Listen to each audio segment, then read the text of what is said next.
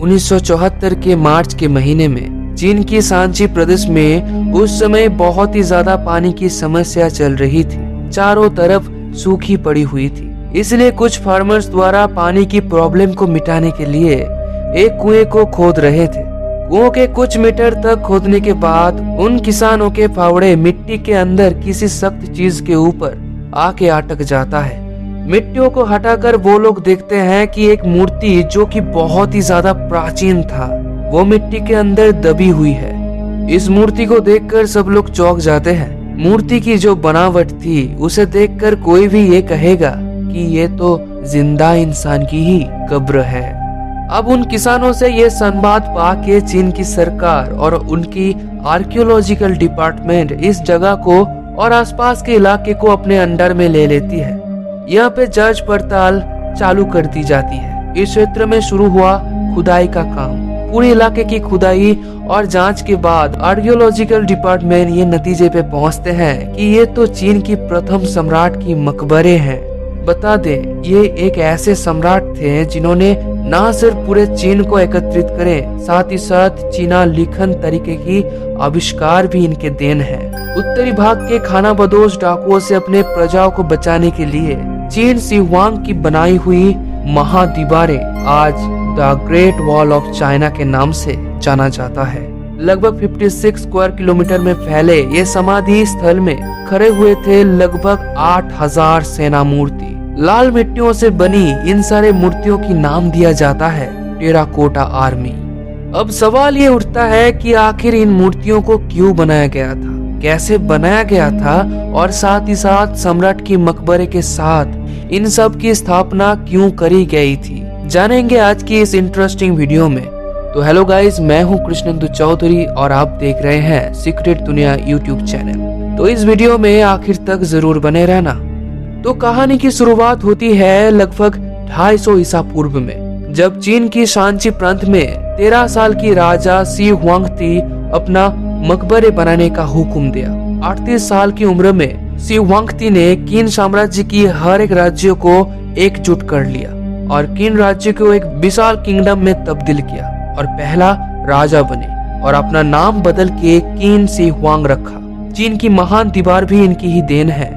जैसे जैसे सम्राट की शक्ति और साम्राज्य बढ़ता गया, उनकी धन संपत्ति भी बढ़ती गई। साथ ही साथ उन्होंने ये भी सोच लिया कि उनके मृत्यु के बाद उन्हें कोई भविष्य में ना भूल पाए, इसीलिए वो अपने लिए एक शाही मकबरे बनाने का आदेश दिया। ये मकबरा जमीन के नीचे होना चाहिए और वहाँ पर उनकी पूरी सेनाओं के मिट्टी के पुतले बनाई जाए।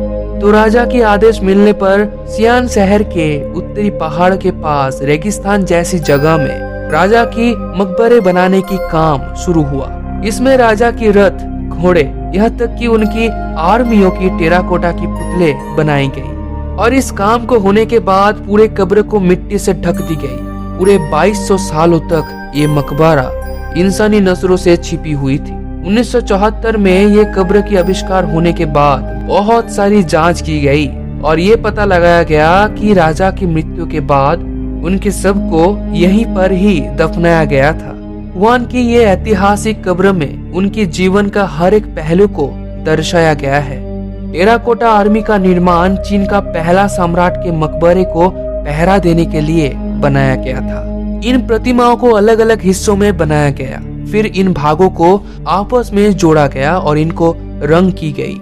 इस अद्भुत मकबरे को आखिर कौन से समय में बनाया गया, ये लेकर बहुत सारे इतिहासकारों के बीच मतभेद है। अधिकतर विशेषज्ञ मानते हैं कि इस मकबरे को बनाने के लिए 40 साल का समय लगे और बहुत सारे ये भी कहते हैं कि इसको बनाने के लिए 10 से 15 साल की ही समय लगे होंगे।